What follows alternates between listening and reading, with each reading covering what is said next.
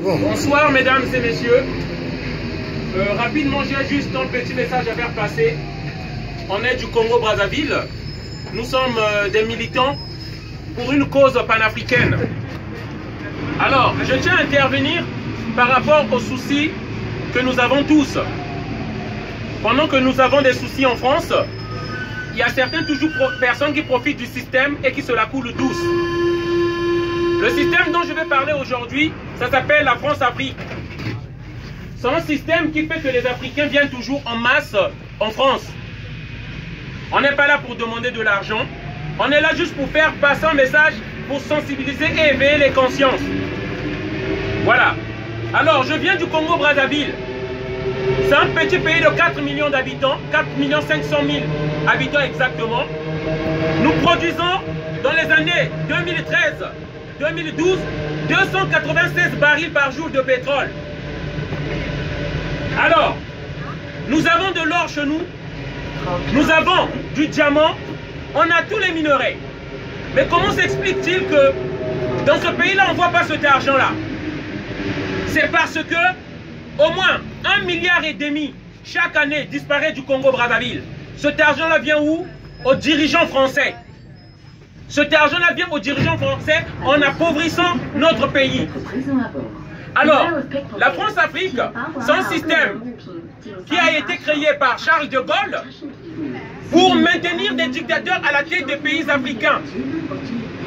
Or, ce problème-là, maintenir des dictateurs à la tête des pays africains, aujourd'hui, c'est ce qui fait que les pays soient déstabilisés et ça provoque l'immigration. Ça pousse que les Noirs, les Africains viennent en Europe et notamment en France. Je tiens à rappeler toujours une date historique, 97. Jacques Chirac va organiser un putsch. Donc l'ex-président français va organiser un putsch au Congo-Brazzaville et va nous placer en dictateur. En 2011, en Côte d'Ivoire, ils vont aussi armer Alassane Ouattara pour venir enlever Gbagbo. La guerre du Biafra, c'est Pompidou qui va armer au Nigeria des gens. Pourquoi on doit toujours... Les Africains ne savent pas fabriquer les armes. Vous devez le savoir. Nous ne fuyons pas à cause de la pauvreté, mais nous fuyons la déstabilisation politique qu'on organise dans nos pays. Voilà. Nous fuyons les bombes qu'on nous emmène là-bas. On n'est pas toujours derrière les ascédiques. On n'est pas derrière toujours votre système social.